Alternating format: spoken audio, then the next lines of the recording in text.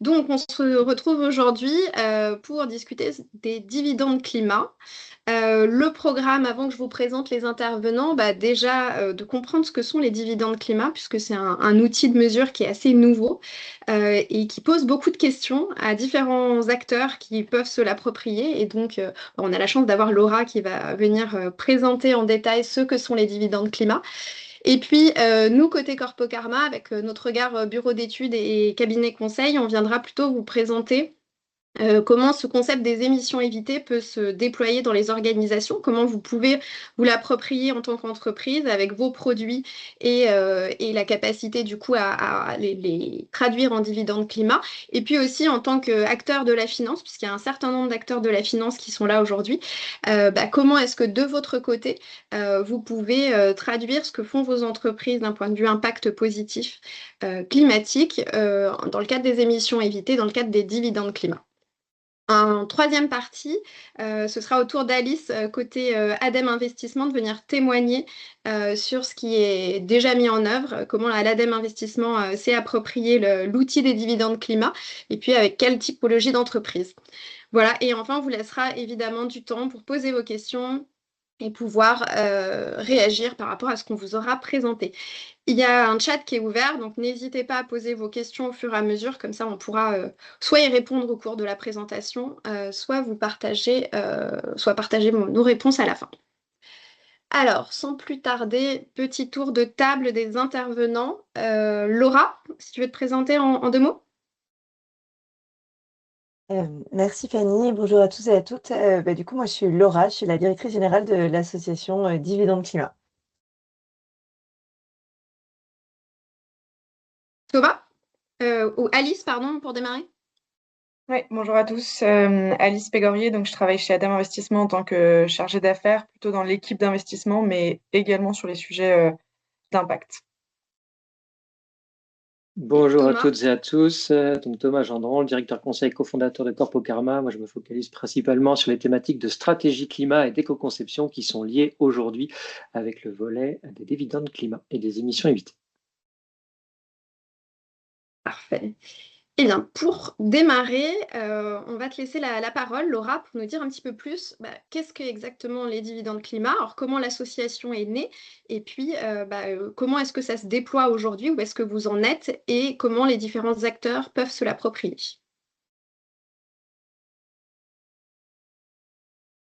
Super, merci beaucoup Fanny. Les Dividendes Climat, c'est une association d'intérêt général qui a été créée début 2023 par plusieurs acteurs, dont l'ADEME, Mirova, SWIP, Team for the Planet 2050, etc. Avec une ambition très claire et ambitieuse, qui est d'encourager le financement de la transition écologique en travaillant à ce que la performance extra-financière soit aussi importante que la performance financière. En se disant que si on arrive à faire ça, on aide naturellement, entre guillemets, le financement à se rediriger vers ce genre de solution. Notre premier focus au sein de cette grande mission, c'est la performance climatique. Donc, c'est vraiment comment on encourage l'investissement dans des solutions qui contribuent à la décarbonation, en les aidant à mieux mesurer et valoriser leur contribution climatique positive. Et pour ça, on déploie un mécanisme et un outil qu'on appelle les dividendes climat, dont je vais vous reparler en deux mots. Donc, ce qui est important de comprendre, c'est que nous, on va travailler sur la contribution climatique positive. Qu'est-ce que ça veut dire? Si je prends un exemple très concret, quand vous êtes une entreprise qui fait, je sais pas, une pompe à chaleur, par exemple, ou un système de recyclage, ou de mobilité électrique, c'est polluant de faire ça. Toutes ces choses, c'est pas des vues de l'esprit. Mais pour autant, a priori, quand vous vendez votre pompe à chaleur à quelqu'un, et vous installez la pompe à chaleur chez lui, vous lui permettez, lui, ce quelqu'un peut être un individu ou un industriel, hein, évidemment, mais vous lui permettez à lui de se décarboner, puisque à la place, il aurait sûrement utilisé du charbon, du gaz, selon les pays. Et donc, cette contribution climatique positive, en compte à carbone, on appelle ça des émissions évitées, ou séquestrées, mais surtout évitées-là, c'est un peu ce que moi j'appelle la création de valeur climatique, c'est à quel point vous contribuez à décarboner. Ça, aujourd'hui, c'est assez difficile à mesurer, à valoriser, D'un point de vue financier, c'est clair, mais même dans les frameworks d'impact, on va surtout regarder c'est quoi votre bilan carbone et comment vous pouvez le réduire. Et c'est très important, mais quand vous êtes une entreprise qui fait des pompes à chaleur, si on vous parle que de ça, on est un peu à côté du sujet. Parce que ce qu'on veut surtout, c'est que vous aidiez les autres à vous décarboner.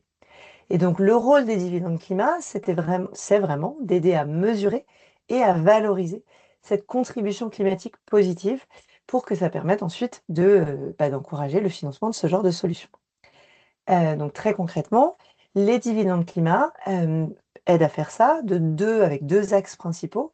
Le premier, c'est en déployant un référentiel méthodologique en open source standardisé qui va permettre de calculer ces émissions évitées. J'y reviendrai dans 2 secondes. Et le deuxième volet, c'est de développer un mécanisme de certification qui permet de convertir les émissions évitées en dividendes climat. Une tonne va permettre d'émettre un dividende qui est vraiment la vocation à devenir quelque chose qu'on peut valoriser et utiliser bien au-delà d'un simple calcul très technique d'impact. Donc pour rentrer un peu concrètement dans chacun des deux leviers, pour commencer par le premier, je veux bien la slide suivante s'il te plaît Fanny. Le référentiel méthodologique des dividendes climat, c'est donc un cadre qui, pour ceux qui le connaissent, est aligné avec le WBCSD, la Guidance on Avoided Emissions du WBCSD, mais qui veut vraiment être très concret, avec un protocole générique que vous voyez à gauche, qui est régulièrement remis à jour, qui a été l'objet d'une grande consultation publique fin 2024. On a un comité scientifique d'une douzaine de personnes qui nous aide à le faire évoluer. Et ensuite, on va avoir des déclinaisons sectorielles qui sont donc très concrètement, qu'est-ce que ça veut dire ça pour les ENR, pour la géothermie, pour la rénovation, pour la mobilité, etc.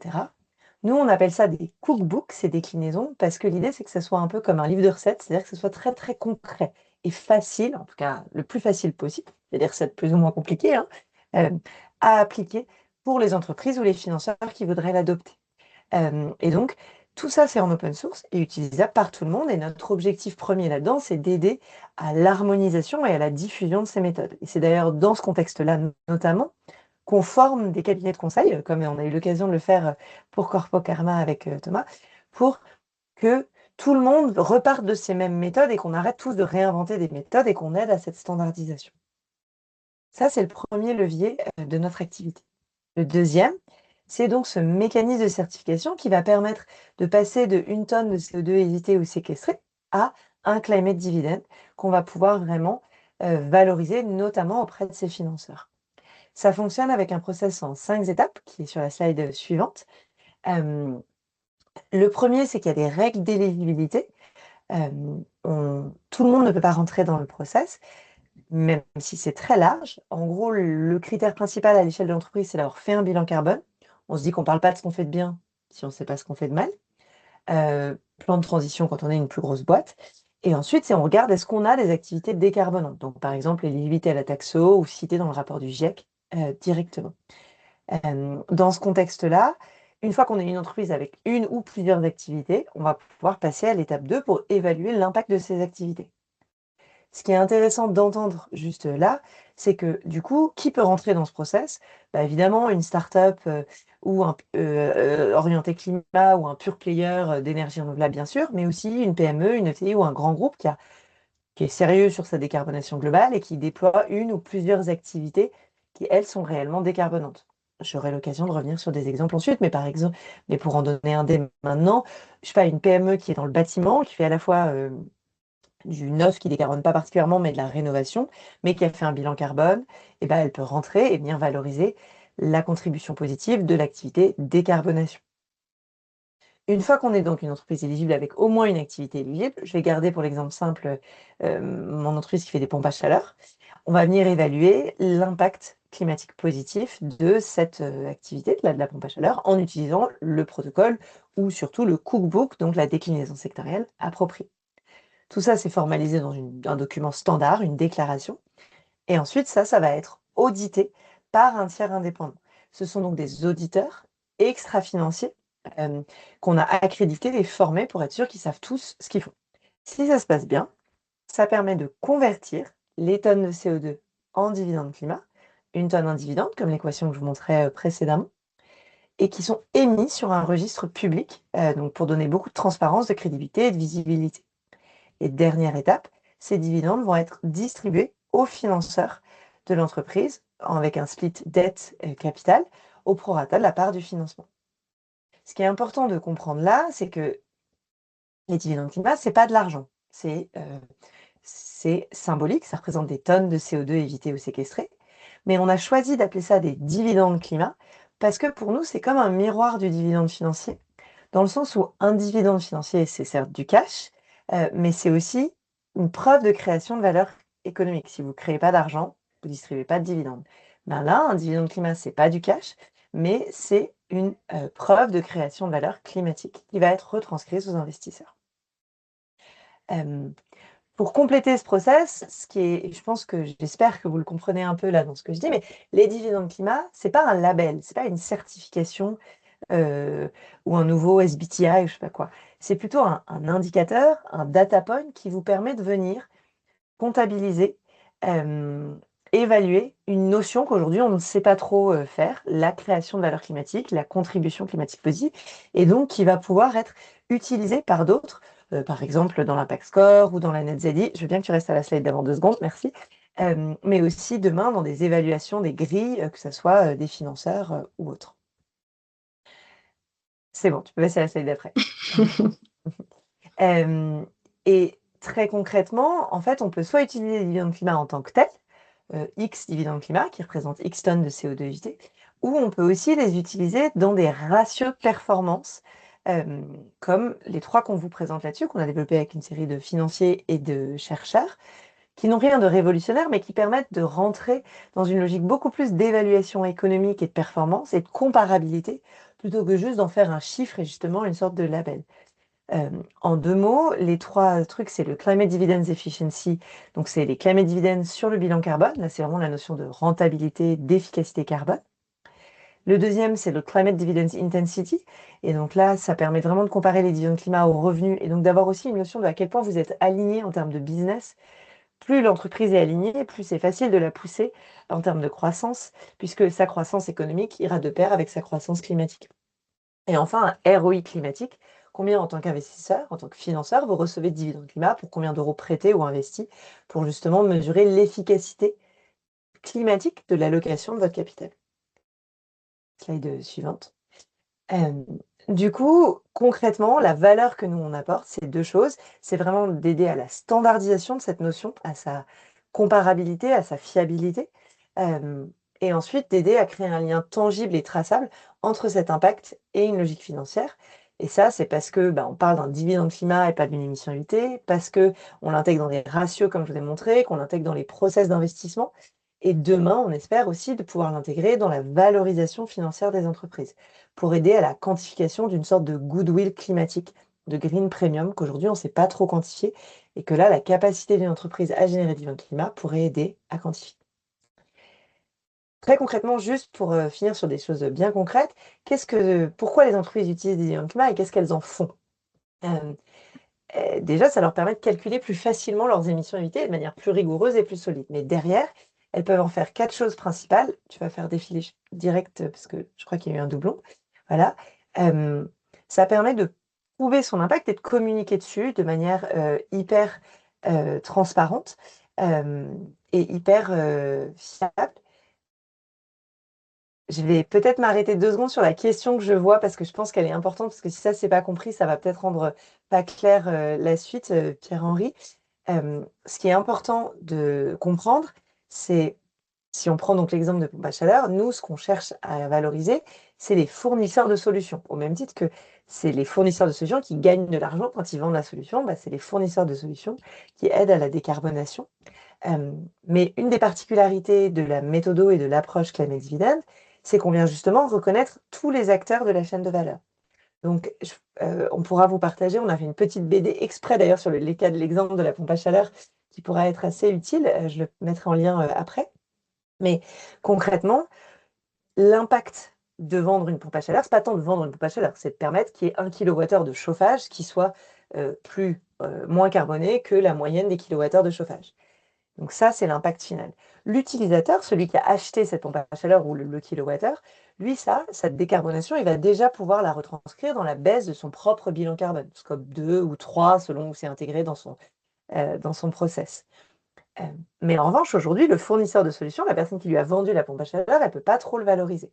Et donc, du coup, c'est eux qu'on cherche à encourager. Et pour finaliser sur la question, pour aller jusqu'à la vente d'une pompe à chaleur, il y a plusieurs acteurs sûrement. À minima, et là c'est très simpliste ce que je vais dire, mais il y a la personne qui a construit la pompe à chaleur, puis il y a celui qui est venu l'installer et la vendre au client et peut-être faire la maintenance au fil des années. Et bien aujourd'hui, nous on va calculer les émissions évitées globales qui sont permises à chaque fois qu'il y a 1 kWh de chauffage qui est utilisé, et on va venir répartir ça entre les différents acteurs de la chaîne de valeur.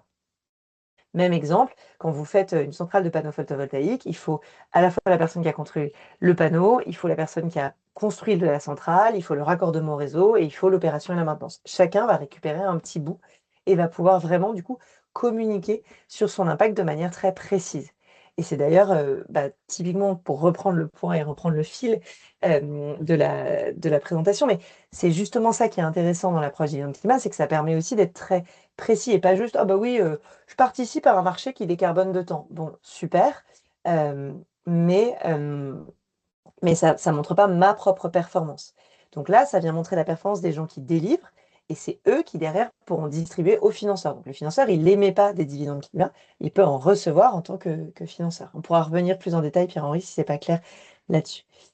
Donc ça aide à communiquer sans crainte de greenwashing, de manière très claire et très précise.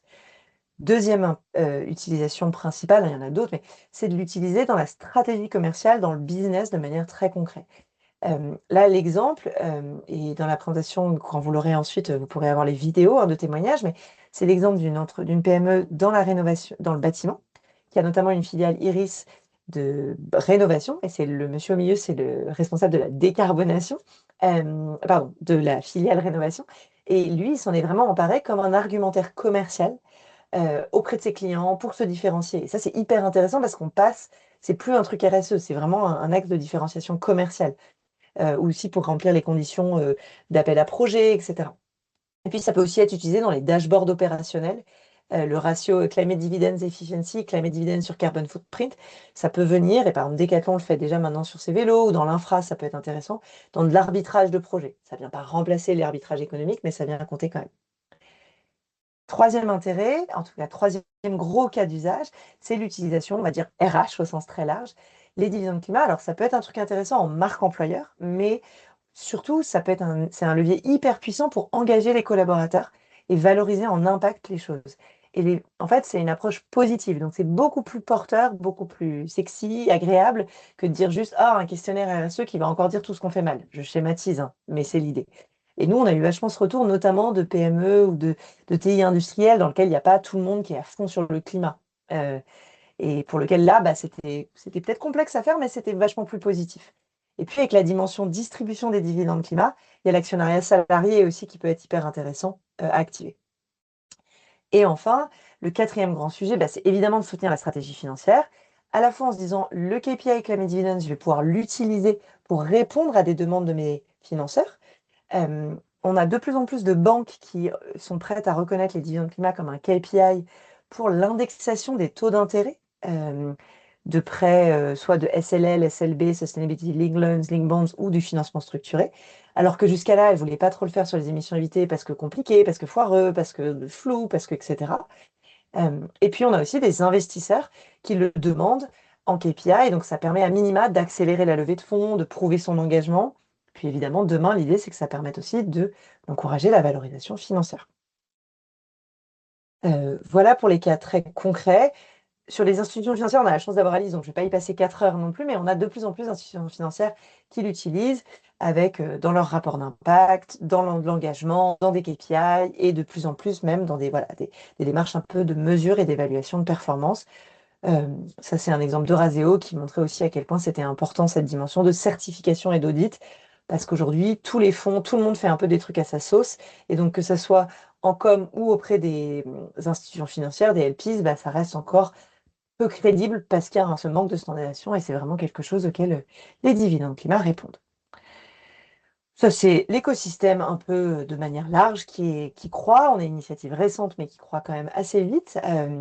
Mais évidemment, vous l'entendez bien, plus on sera nombreux, plus ça sera pertinent, parce que plus ça sera comparable et plus ça sera euh, utilisable. Alors, Voilà. merci Laura pour cette première introduction. Je vous propose qu'on avance et puis on garde les questions pour la suite.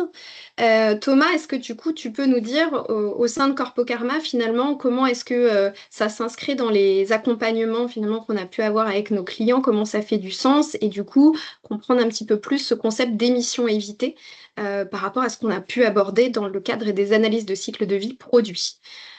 Alors, un petit topo juste pour expliquer pourquoi Corpo Karma ça intègre les dividendes climat dans son accompagnement pour démarrer. Alors, tu es en mute par contre, Thomas.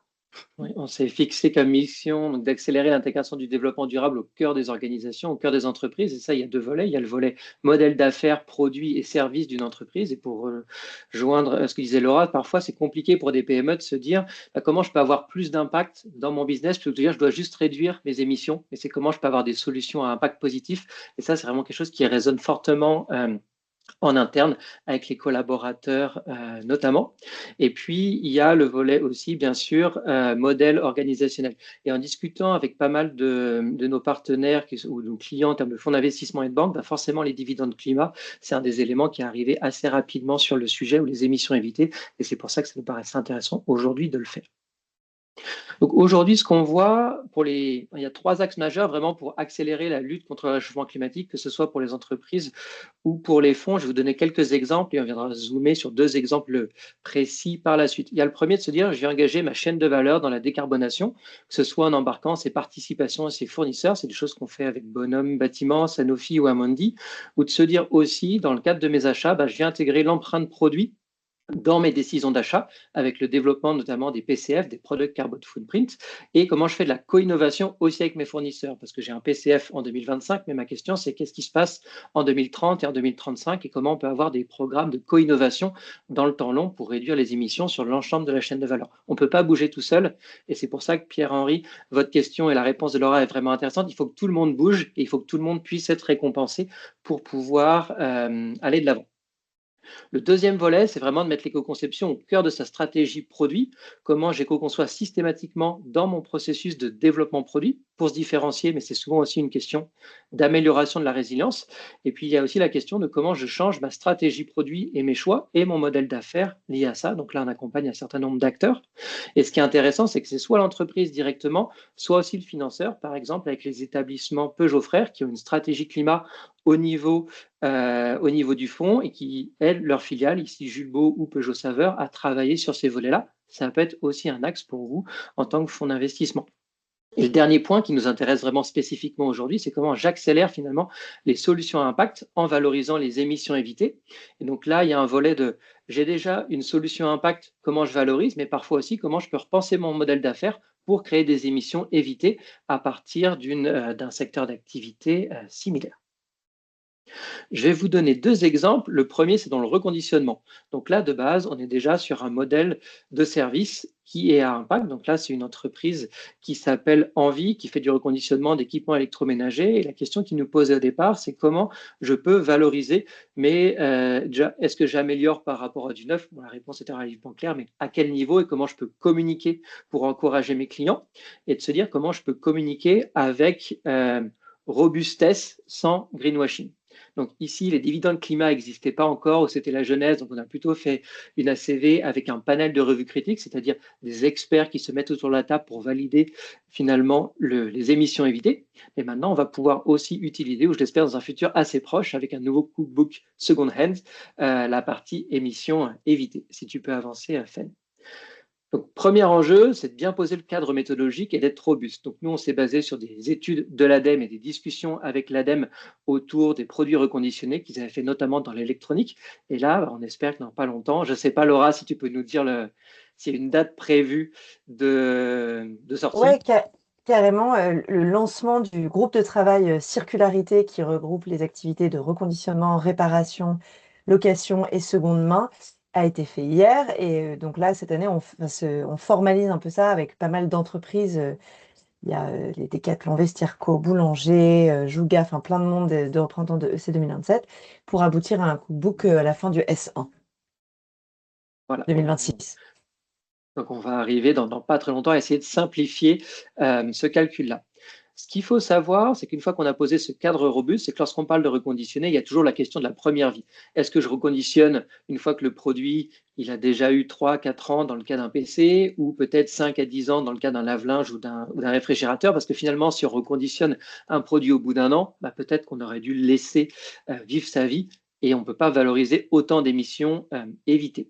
Donc, une fois qu'on a posé ce périmètre et les bonnes méthodes d'évaluation, si tu peux avancer, Fanny, l'idée, c'est de se dire déjà quel est l'impact de mon processus de reconditionnement. Donc là, c'est quelques graphiques, alors plutôt sur le côté technique, bureau d'études, pour revenir là-dessus. Et on se rend compte que souvent, dans le reconditionnement, c'est les pièces de rechange neuves et les consommables du processus de reconditionnement qui ont une majorité des impacts.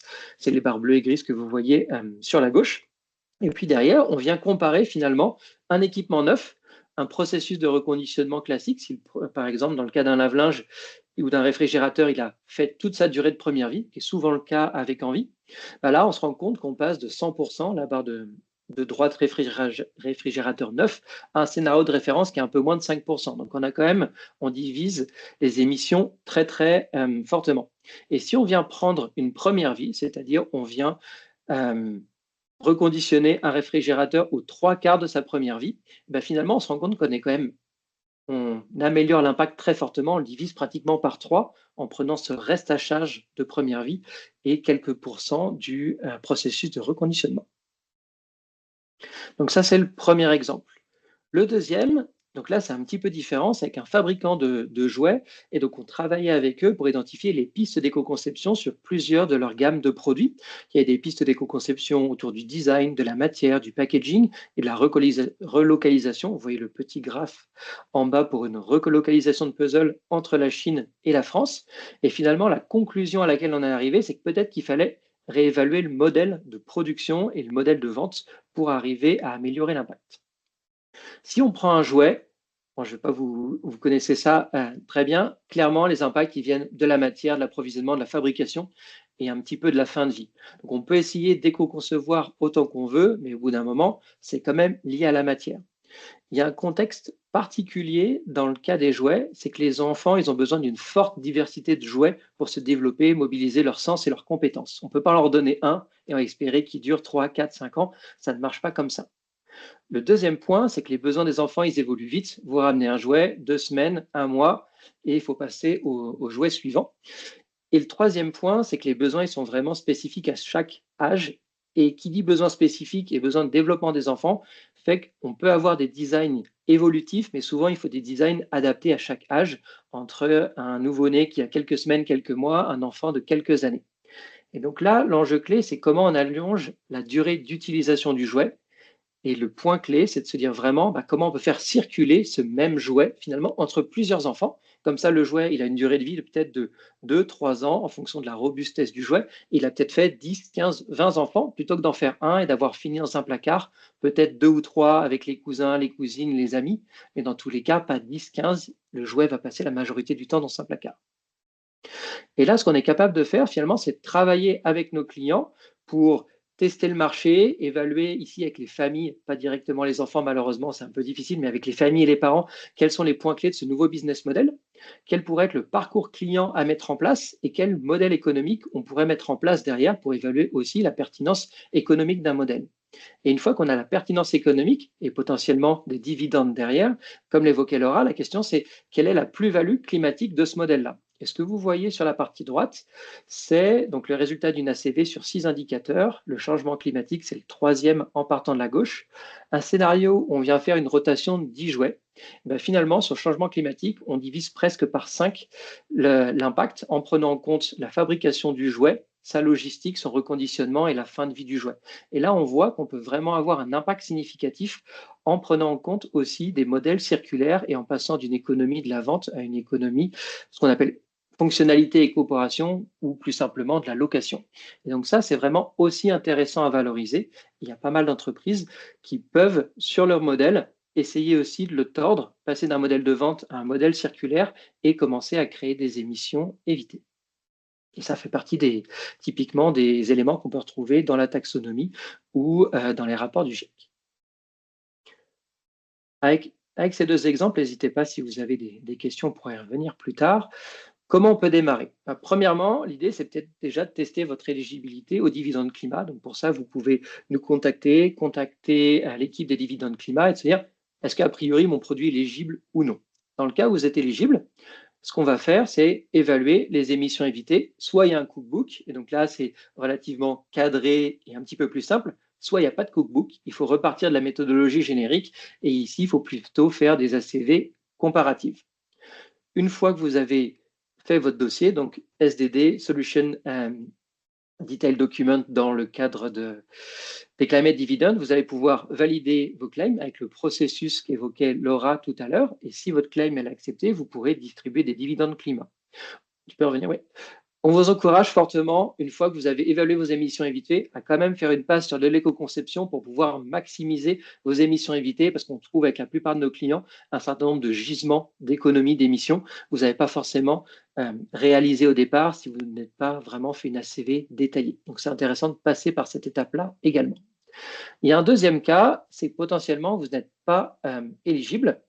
Donc ça peut quand même être intéressant, mais peut-être que vous n'allez pas finir par des émissions évitées. Vous pouvez faire une ACV, comme je montrais dans le cas du jouet avant, pour mesurer l'impact de vos produits et services, éco-concevoir pour réduire vos impacts et éventuellement faire évoluer votre modèle d'affaires. Et si vous faites évoluer votre modèle d'affaires, peut-être que vous pourrez aussi faire une demande d'émissions évitées par la suite. Donc voilà, à voir, mais il y a un certain nombre de cas, vous pourrez le faire. Une fois que votre claim est validé, vous pourrez distribuer vos dividendes climat à vos financeurs, que ce soit un fonds d'investissement ou également à une banque dans le cas de la dette. Dans le cas où ça n'est toujours pas éligible, ça n'empêche pas de calculer votre réduction d'émissions et de vous différencier auprès de vos clients et votre financeur. Ce ne sera pas des dividendes climat, des émissions évitées, mais vous permettez quand même de réduire le scope 3 et de lutter contre le réchauffement climatique, ce qui en soit une bonne chose. Les deux doivent être vraiment complémentaires.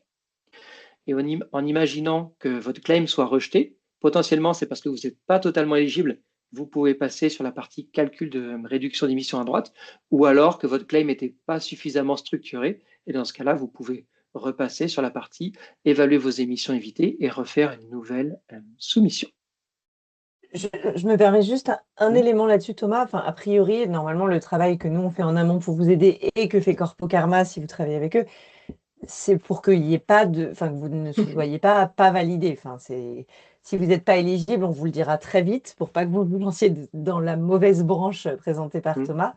Et les auditeurs, quand ils interviennent, si jamais il y a des choses à améliorer, c'est pas vous êtes passé une fois et c'est fini, vous ne pourrez plus jamais passer. Il y a aussi une démarche de regardez, attendez, là, est-ce que vous pouvez mieux me justifier cette chose, etc. On essaie quand même d'être dans une démarche plus d'accompagnement que la grille est retombée et on vous a coupé la main, malheureusement, c'est foutu. Voilà, juste quand même pour préciser l'état d'esprit. Donc ces cas de non validés sont vraiment très peu fréquents, quoi. Et l'idée, je pense que la valeur de la discussion est vraiment importante, comme dit Laura, pour comprendre aussi potentiellement ce qu'il faut faire évoluer dans la claim et pas avoir un rejet simple, et puis enrichir potentiellement vos réflexions internes. Si tu peux avancer, Fanny, je pense qu'il y a 2 blocs qui ne s'affichent pas encore. Donc, quel budget prévoir finalement et quelles solutions de financement disponibles? C'est aussi un des éléments qu'on voulait vous partager aujourd'hui dans les grandes lignes. Tout dépend bien sûr de la complexité de votre produit, de votre service. Entre faire un jouet et un véhicule électrique ou une station de recharge, on n'est pas tout à fait sur le même niveau de complexité. Donc si c'est plutôt pour mesurer l'impact des produits et services et éco-concevoir, on est de l'ordre de 5 à 20 cas par produit et service, et il y a des dispositifs classiques d'éco-conception, que ce soit via la BPI pour les PME ou l'ADEME pour des PME et ETI, intéressantes pour vous lancer dans cette démarche-là et identifier potentiellement des évolutions de business model. Le cas dans le jouet que je vous présentais tout à l'heure, ça a fait l'objet d'une subvention de l'ADEME dans ce dispositif-là pour pouvoir construire ce nouveau business model et évaluer ses impacts économiques et environnementaux. Et dans le cas de l'évaluation des émissions évitées, là, il y a 2 formats. Un cookbook est disponible. C'est relativement simple en fonction, encore une fois, de la complexité et de l'échelle de vos solutions. Une petite échelle sur un pays, multiples pays potentiellement. Il y a pas mal d'éléments à prendre en compte. Donc, de très simple, environ 3 000 € plutôt à 10 cas. Et pour valider vos émissions évitées, s'il n'y a pas de cookbook, là, ça va être un petit peu plus compliqué parce qu'il va falloir repasser par une ACV. Ça peut prendre un petit peu plus de temps. Et là, il y a un dispositif qui peut être utilisé au niveau de la BPI qui s'appelle le DIAC Impact Environnemental, où c'est environ 5 000 € de prestations avec un reste à charge de 2,5 euros, kilo-euro. Ok, je crois qu'on a fait le tour de notre côté. Ce que je vous propose, Laura et Alice, vu que vous travaillez depuis un petit moment ensemble, c'est de nous partager un petit peu comment s'est passée cette collaboration, où en est l'ADEME Investissement et dans quel cas d'usage vous avez appliqué les dividendes climat. Laura, du coup, je te laisse la main pour questionner Alice et nous faire part de cette première expérience. Génial, merci Thomas et merci Fanny. Alice, peut-être déjà, merci beaucoup d'être rendue disponible aujourd'hui. Est-ce que tu peux peut-être commencer par te présenter très rapidement et présenter ADEME Investissement et votre approche un peu générique sur ces sujets pour placer le contexte à tout le monde? Oui, avec plaisir. Donc pour présenter ADEME Investissement rapidement, donc on a été créé en 2018 dans le cadre de France 2030 et doté d'une enveloppe de 400 millions d'euros à déployer sur des projets d'infrastructure initialement. Donc plutôt du financement de projet, même si aujourd'hui on est capable d'investir dans les corporates. On y reviendra au cours de la discussion. Et donc l'ADEME Investissement a vraiment pour ambition d'investir aux côtés des privés. C'est déjà un point important. On investit dans les mêmes critères que les privés et on essaie juste de travailler autour de projets dont les risques sont pas forcément évidents à appréhender pour les financeurs privés classiques. Et donc, par ces co-investissements qu'on fait avec eux, l'idée, c'est de faire émerger ces solutions de décarbonation et de les industrialiser pour pouvoir répondre aux enjeux de la transition énergétique avec des tickets d'investissement entre 5 millions d'euros et 40 millions d'euros. Donc, ça vous donne un ordre d'idée de la typologie de projet sur laquelle on peut intervenir aujourd'hui. Trop bien. Peut-être pour rentrer dans le vif du sujet directement, mais voilà, pourquoi vous, ce sujet des émissions évitées et donc des climate dividends derrière vous intéresse? Comment vous faites, comment vous abordiez ces sujets carbone et impact positif jusqu'à là avec vos participations et qu'est-ce que tu penses de tout ça de manière un peu pour ADEME Investissement, pas Pas personnellement, même si j'en pense beaucoup de bien. Non, déjà, ce que je voulais peut-être dire, c'est effectivement, quand j'entendais le début du webinaire, je me dis, j'ai toujours cette impression que parfois ça fait beaucoup d'informations d'un coup. Et en fait, je veux vraiment réinsister sur le fait que c'est simple et on est très épaulé et accompagné en tant qu'investisseur par les Climate Dividends et par des cabinets comme Corpo Karma, bien sûr. Mais c'est vrai que voilà, j'ai toujours ce sentiment qu'il y a beaucoup d'infos, que ça paraît très nouveau et que c'est une énième solution parmi l'existant, alors qu'en fait, c'est vraiment transformant. Et donc, pour vous montrer que c'est transformant, nous, voilà comment on l'utilise côté ADEME Investissement. Vu qu'on finance des projets d'infrastructure, donc des projets d'infrastructure greenfield, donc qui sont plutôt dans des phases de ramp-up et pas d'opération encore, on a plutôt vocation à analyser nos projets au départ dans une double comptabilité. Je vais parler de ça comme ça. Donc, on réalise une estimation de ces émissions évitées en interne d'abord sur la contribution du projet qu'on finance aux émissions évitées. Donc, c'est quelque chose qui est plutôt notre tambouille interne, c'est plutôt des intuitions et c'est aussi ce que nous partage le porteur de projet. Et là où les climate dividends interviennent de façon précise et aussi souvent confirmatoire, heureusement, c'est dans cette idée de protocole et de méthode où une fois que l'infrastructure est passée à l'échelle et que nous, on a pris ce risque-là en tant qu'investisseur, on va avoir accès à des données bien plus précises, bien plus réelles et aussi historiques. Et donc là, les climate dividends vont venir confirmer ces intuitions qu'on avait eues au départ. Donc nous, ça nous donne un cadre de méthode et d'études qui est très protocolaire et donc qui a forcément une portée qui est plus importante, tant au niveau du porteur de projet que de nos LPs. On reviendra sur ça un peu à la fin. Là, j'ai parlé vraiment des projets d'infrastructure, donc il y a cette dimension de passage à l'échelle et donc de changement en termes de données disponibles. On investit aussi au niveau des corporates. Donc, c'est le cas de Ecov, par exemple, qui est déjà dans les cohortes Climate Dividends et qui, normalement, doit claimer ses premiers Climate Dividends bientôt. Donc, au niveau des Incessamment corporates, sous peu. incessamment sous peu. Au niveau des corporates, il y a plusieurs types. Enfin, je dirais qu'il y a une maturité d'entreprises qu'on accompagne qui est assez différente les unes des autres. Et donc, soit ça, dans le cas d'une entreprise qui est plus mature, ça aide l'entreprise plus mature déjà à voir qu'elle n'a pas forcément vu tous les sujets et pas forcément appréhendé tous les sujets de la meilleure manière. Donc, ça donne un chemin logique pour appréhender ces sujets-là. Et dans le cadre d'entreprises un peu moins matures sur ces sujets, ou en tout cas moins construites et établies, parce que parfois il y a des entreprises qui font des choses très très bien, mais qui n'ont pas vocation à mettre en avant tout ce qu'ils ont mis en place. À ce moment-là, les Climate Dividends donnent cette idée de chemin logique. On commence par le bilan carbone, ensuite on entre dans le protocole, et ça en fait ça les aide à se structurer dans leur approche du sujet des émissions évitées, qui honnêtement est pas du tout, est loin d'être si évident pour toutes les entreprises qu'on accompagne. Donc c'est vraiment une réponse, un outil d'engagement aussi pour les corporates qu'on accompagne. Et je pense que le dernier point, c'est que c'est une méthode qui a vocation à être, en tout cas je le souhaite, harmonisée au niveau du secteur de l'investissement. Enfin voilà, on voit que Euraseo est aussi déjà partie prenante complètement du projet. On est d'ailleurs co-investisseur sur certains projets avec eux, et donc du coup les Climate Dividends nous donnent ce terrain d'entente sur lesquels on peut harmoniser nos méthodes. Et donc c'est aussi un gain de temps derrière pour la société. On a souvent parlé de la multiplication des questionnaires ESG et à quel point parfois voilà, c'est compliqué pour les sociétés de répondre la même réponse à tous leurs co-investisseurs. En fait, les Climate Dividends, ça apporte aussi une réponse commune, nous, en tant que co-investisseurs, avec d'autres fonds sur la place. Et je fais juste une petite aparté parce que j'ai vu qu'il y avait une question sur le sujet européen. C'est une petite incise dans le propos. En fait, on travaille, nous, sur les sujets de la valeur et comment valoriser l'impact avec une initiative européenne qui s'appelle l'Impact Valuation Hub. Climate Dividends fait partie de cette initiative au niveau européen aussi. Et donc, l'idée, c'est vraiment effectivement d'en faire un framework européen et pas d'uniquement le cantonner aux bornes françaises. Après, je pense que c'est bien de commencer étape par étape et pas à pas. Finalement, là, on arrive à avoir un protocole qui est hyper abouti par Climate Dividends aujourd'hui et très outillé et très concret, et donc du coup capable d'être scalé au niveau européen. Et donc voilà, il y a quand même cette perspective-là, et donc je voulais juste faire une petite incise là-dessus. Hyper intéressant, merci déjà pour tous ces éléments, Alice. Peut-être juste pour rebondir sur quelques petits trucs que tu as dit, c'est vrai qu'on voit dans les différentes boîtes de votre portefeuille, tu vois, Ecov, c'est une boîte qui fait du covoiturage de proximité, plutôt quand même, c'est une petite boîte, c'est pas une énorme entreprise, mais leur ADN, c'est vraiment ces enjeux de décarbonation, donc eux, ça leur parle énormément pour ça.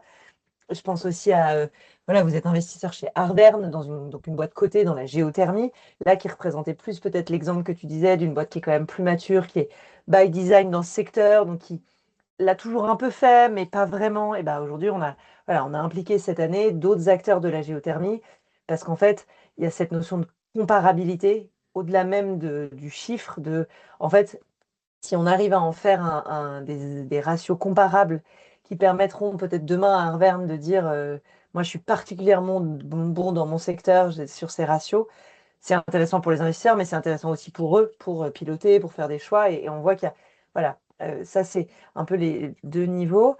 Et merci Alice d'insister aussi effectivement sur le côté européen et international. J'ai un peu répondu rapidement, mais c'est vrai que tout est fait en anglais parce que ça a une vocation vraiment internationale dès le départ. On travaille aussi sur des réseaux locaux et donc il y a une base de France qui est quand même importante et qui aide cette comparabilité directe, plus facile. Mais on a déjà des investisseurs et des utilisateurs un peu de par tout le monde. Et d'un point de vue technique, c'est une méthodologie dans laquelle il y a beaucoup d'internationaux qui sont reconnus et qui fait cohérence là-dessus. Mm. Tu voulais dire un truc? Non, vas-y, je t'en prie. Ok. Peut-être juste une dernière question un peu plus, deux questions un peu plus générales et après on pourra répondre peut-être aux questions aussi. Alice, aujourd'hui, peut-être, c'est quoi les freins ou comment vous motivez les boîtes à rentrer de manière un peu concrète? Qu'est-ce qui fait que ça marche pas forcément tout de suite ou ça marche pas tout court? Et qu'est-ce qui fait qu'au contraire, ça parle, enfin, tu vois, concrètement? Et comment vous le faites? Ouais, complètement. Le premier frein, je dirais que c'est la maturité des sociétés. Ça, c'est vraiment un sujet sur lequel il faut en être conscient et du coup être conscient aussi de la manière dont on va en parler dès le début et même avant d'être investisseur. Nous, on en parle très tôt vraiment dès la due diligence, en montrant en fait tout le processus ESG et impact qu'on va avoir et dont les climate dividends font partie. Et donc, c'est pas mal de, je trouve, cerner dès le début avec la société, voilà, quel est le temps disponible et du coup, à quelles échéances et quelles étapes réalistes on va la motiver à rentrer dans le process Climate Dividends. Après, très honnêtement, même dans les sociétés enfin, peu matures, il y a tellement ce sujet. Enfin, on va valoriser une contribution positive, surtout que nous, on finance vraiment des solutions de décarbonation. Donc, c'est vraiment le sujet sur lequel on est positionné.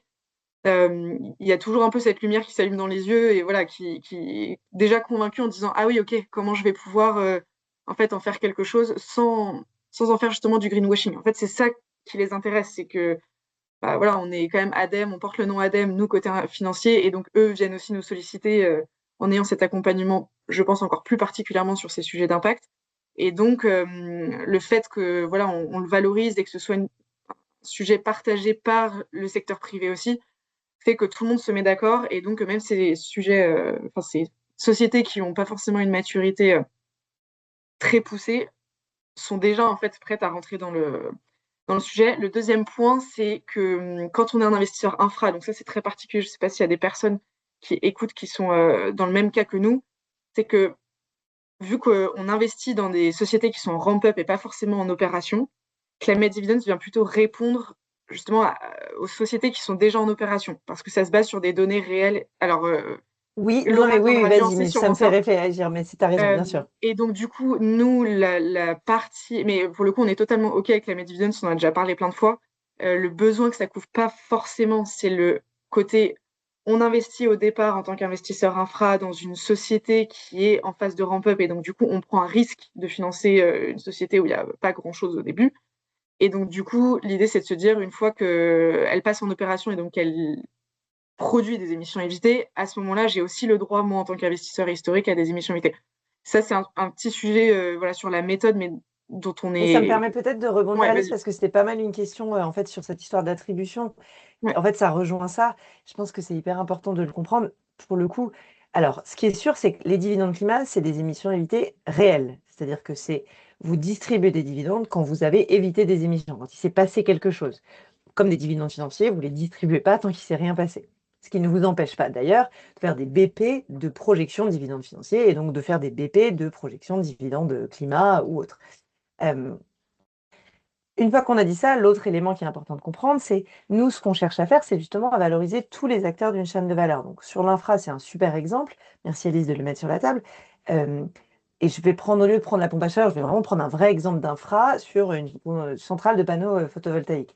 Il y a la personne qui va faire ce qu'on appelle le développement de ça. Donc le développement, c'est une partie potentiellement de recherche de financement, de dossiers, d'administratif, d'admin, quoi.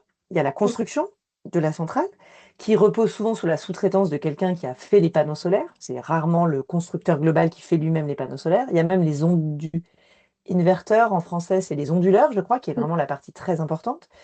Puis après, il y a le raccordement au réseau. Et après, il y a l'ONM, l'opération et la maintenance. Tous ces acteurs-là sont importants parce que il y en a un qui manque, on n'a pas de kilowattheures qui sont produits à la fin. En revanche, ce qui se passe, c'est que autant le gars qui fait l'ONM, bah lui, tous les ans, il sait, et il est là, et il voit bien les kilowattheures produits. Donc lui, il va pouvoir faire un claim annuel sur la base de ce qui est fait. Et ça, ça, souvent, il le faisait déjà avec des méthodes. Il y a des problèmes, et là, on est dans l'harmonisation, mais il pouvait déjà en parler. En revanche, la personne qui a fait le dev de la centrale, ou juste le dev et la construction, bah, lui, il a fait ses trucs, puis après, bah, il est parti, il a vendu sa centrale et il fait rien. Pourtant, en fait, s'il n'est pas là, il n'y a pas tout le reste. Et donc, nous, la méthode Climate Dividends, dans ce cas-là, mais partout pareil, elle va dire, imaginons que par kilowattheure d'électricité renouvelable produit, on évite 1 tonne de CO2. C'est n'importe quoi, hein, mais c'est juste pour donner l'exemple. En fait, cette tonne de CO2, elle est répartie en pourcentage entre les différents acteurs. Le dev, il a 10%, la construction 30%, c'est des chiffres faux là, mais le raccordement au réseau 5%, l'ONM 15%, etc. Tout le monde a réparti son petit pourcentage. Et donc, ça veut dire que chacun des acteurs peut être émetteur des dividendes climat parce qu'il a une partie des émissions évitées. C'est aussi ça qui est très important des dividendes climat, c'est que c'est votre propre partie d'émissions évitées, vraiment votre performance. Mm. Et la petite différence, c'est que quand vous pouvez le faire d'année en année, bah, vous le faites d'année en année. Le développeur, il va faire sa centrale, puis il se barre. Donc, en fait, lui, on va lui permettre de revendiquer l'intégralité des émissions évitées potentielles au dernier moment, lorsqu'il vend sa centrale. Et du coup, on va appliquer une sorte de discount rate comme il existe en finance pour compenser l'incertitude, parce qu'effectivement, on ne sait pas, ça se trouve, la centrale n'aura jamais lieu. Mais en fait, ça, on ne peut pas le savoir. Mais du coup, on permet quand même aux investisseurs qui investissent en early stage, entre guillemets, enfin early stage dans le sens en début de chaîne, de valoriser, de récupérer les dividendes climat émis par leurs constructeurs, etc. En revanche, et voilà ce que disait Alice, en revanche, tant qu'il n'y a pas au moins une centrale vendue, livrée, tant qu'on n'est pas allé au bout de quand même un minimum de trucs, bon, bah, là, on ne peut pas le faire. Mais finalement, comme exactement le même risque financier, tant que ton développeur, il n'a pas il n'a pas vendu sa centrale, bah, toi, il n'a pas touché d'argent et en tant qu'investisseur, tu ne retouches rien non plus. Ouais, exactement. Et donc peut-être Euh, juste pour conclure rapidement du coup sur effectivement enfin vraiment ce sur quoi on croit, c'est que il y a cette assurance qui est apportée au porteur de projet sur sa contribution aux émissions évitées, cet outil d'engagement et aussi cette information qui nous remonte à nos LPs et qui du coup nous permet de justifier la performance, comme tu disais Laura, là où la performance financière est assez facile à démontrer. Pour le coup, ça nous apporte un vrai outil sur la performance d'impact et de se positionner sur ces indices qui sont très robustes, quoi. Donc voilà, donc on pilote concrètement notre intensité de dividende climat par euro investi chaque année. Et donc j'espère que ça invitera d'autres personnes à pouvoir le faire. Merci Alice pour le témoignage. Vu qu'on arrive presque au bout, je vous propose qu'on prenne les quelques petites questions pour clarifier un petit peu s'il y a des points qui n'ont pas été suffisamment creusés. Et j'en profite pour vous partager qu'on a décidé avec Laura de vous proposer une suite à ce webinaire, parce qu'effectivement, comme vous voyez, voilà, ça pose plein de questions qu'on n'a pas forcément le temps d'adresser en 1 heure. Et puis, en fonction de votre profil, si vous venez plutôt du monde de la finance ou si vous êtes des entreprises directement, bah, forcément, il y a des aspects à creuser qui ne seront pas exactement les mêmes. Donc, on vous enverra un save the date sur ces deux prochains webinaires qui permettront de creuser spécifiquement chacun des aspects en fonction de votre profil. Et on invitera à cette occasion des acteurs qui se sont déjà prêtés au jeu, comme Alice côté investissement, mais aussi des entreprises. Voilà, je vous propose de mettre les quelques questions qui vous restent pour clôturer. Et puis, voilà, on va voir à quoi on peut répondre. Bah, du coup, je vois la dernière question. Alors, sur les activités mentionnées à la SNBC, nous, l'éligibilité, on l'a fait reposer surtout sur la Taxo et le GIEC, IPCC. J'imagine que ça se recoupe beaucoup. Ce sont deux manières, on va dire, favorites de l'éligibilité. On peut le justifier autrement. Donc, a priori, voilà, je n'ai pas en tête parfaitement la liste parce qu'on est voilà, plus dans une approche européenne que purement française sur cette éligibilité, mais je pense que ça se recoupe. En tout cas, j'espère. Ça me paraîtrait assez joli. Euh, Laura, il y avait aussi une question sur les principaux biais méthodologiques et les limites. Je pense que c'est à la fois pour Laura et pour Thomas qui a une vue d'ensemble aussi sur les différents outils. Qu'est-ce que euh, vous répondriez à ouais, Salma? peut-être, bah, il y a un élément qui a partagé Alice, qui était de dire quand vous êtes peut-être trop early stage, là pour le coup, early stage au sens, si vous êtes une startup qui change encore, Thomas le montrait, ça se base quand même sur des ACV souvent, si votre produit change encore 45 000 fois, c'est peut-être un peu trop tôt pour être capable de mesurer, mais au même titre que ça va être difficile de dire quelle va être vraiment votre rentabilité si votre structure de coût, elle change tous les 3 jours. Euh, le deuxième, c'est ce que disait pour le coup vraiment Alice, les dividendes climat en tant que tels, la méthode, elle peut être mise en prospective, mais la distribution, c'est quand même, il faut déjà avoir fait quelque chose. Donc, si vous n'avez aucune commercialisation, c'est dur de le rendre tangible. Euh, le dernier point, moi, que j'ai en tête, mais je pense que ça ne parle pas forcément de ça, c'est si vous, en fait, les dividendes climat, ça mesure les émissions évitées. Les émissions évitées, c'est une contribution à la décarbonation. C'est-à-dire, marginalement, vous aider à décarboner. Si vous êtes une entreprise qui fait déjà quelque chose de bien et la moyenne marché, elle est déjà super, par exemple, en France, bah, vous faites des énergies renouvelables en France, le mix est déjà très décarboné. En fait, vous aidez pas énormément à décarboner, vous aider à garder la décarbonation. Ce qui est super, ça veut dire que votre activité, elle est top. Mais potentiellement, vous ne faites pas beaucoup d'émissions évitées. Et donc là, les dividendes climat vont pas forcément être le bon. Mais comme les émissions évitées, c'est pas propre aux dividendes climat, là, ça sera peut-être pas le bon indicateur, à la fois pour valoriser votre activité et vous pour pousser vos participations. Donc c'est important de faire ça parce que souvent, ces boîtes-là vont être frustrées parce qu'elles vont être là, bah oui, mais on nous demande des émissions évitées, mais en fait, nous, on n'en fait pas, mais on n'en fait pas parce que ça veut dire que collectivement, on a bien fait le travail. Ça veut dire que le mix est décarboné, quoi. Donc ça, c'est important à avoir en tête. Et d'ailleurs, ce qui est important à avoir en tête, c'est que collectivement, ce qu'on aimerait, c'est que les émissions évitées de tout le monde descendent et que on ne puisse plus un jour faire d'émissions évitées parce qu'on aura vraiment réussi à tout décarboner. Alors, on est assez loin, hein, mais c'est quand même l'objectif. Moi, j'ai ça en tête. Je sais pas si Thomas, tu as d'autres trucs que tu voulais compléter. Oui, effectivement, c'est l'objectif, encore une petite marge d'amélioration, comme tu le dis. Je pense que dans certaines, peut-être des limites aujourd'hui, mais c'est lié au temps que ça prend de bien poser effectivement les scénarios de référence. Dans le cas de l'électricité, le mix moyen, il est assez connu, mais il y a plein de secteurs où pour poser un scénario de référence, ça prend du temps et pas mal d'experts autour de la table, au niveau français et au niveau européen aussi. Donc finalement, bah là, que ce soit pour, par exemple, la seconde main, la circularité, il y a encore certains éléments où les cookbooks, ils sont pas tout à fait prêts. Et donc, bah, dans un premier temps, il faut faire quelque chose d'un petit peu plus manuel ou un petit peu plus consommateur de temps. Je pense que ça, c'est une des Et c'est d'où limites aujourd'hui, l'intérêt de mais la ça se logique des développe. cookbooks, c'est vraiment de Mm, couvrir tout pour qu'on minimise ce temps, 100%. Ouais. mm. Un autre demain, mais je ne pense pas que ce soit une limite, c'est plus lié à la phase, à la maturité dans laquelle on est, c'est qu'on va poser une claim et puis après, sur un certain nombre de choses, où on va continuer à faire de l'éco-conception sur certains produits, améliorer certains éléments, bah, potentiellement la claim, elle peut aussi évoluer dans le temps. Et donc, il va y avoir peut-être des questions de resoumission au fur et à mesure, année en année aussi. Là, la timeline, c'est plutôt 5 ans pour resoumettre, où finalement, il y a peut-être question de réajustement de la claim pour la maximiser au fur et à mesure, mais ça, c'est des choses qui sont connues. Et je pense qu'il n'y a pas forcément de recommandation aujourd'hui de ne pas utiliser cet outil, mais c'est de l'utiliser pour les bonnes choses, vraiment pour les émissions évitées, plutôt que pour la réduction d'impact directement qui serait plutôt lié au pilier A dans le cadre de net zéro. Et donc finalement, c'est de bien choisir pourquoi utiliser les dividendes climat et si on n'est pas sur des émissions évitées, bah plutôt de se dire comment je peux valoriser et communiquer sereinement sur le fait que je sois meilleur que le marché sur ma solution à l'heure actuelle. On travaille avec un certain nombre de clients où en faisant une moyenne marché à partir d'études ADEME ou d'études scientifiques et ce qui est actuellement fait par nos clients, bah, il y a un gap et une amélioration significative. Ce n'est pas des émissions évitées, mais il faut quand même les valoriser pour en faire un sujet de performance économique et que finalement les entreprises qui proposent des solutions meilleures que la moyenne marché accélèrent pour pouvoir décarboner le marché. C'est aussi vraiment important au-delà des émissions évitées. Donc les deux sont vraiment complémentaires et très intéressants à manipuler. Ouais. Allez-y, peu importe le cas, je pense.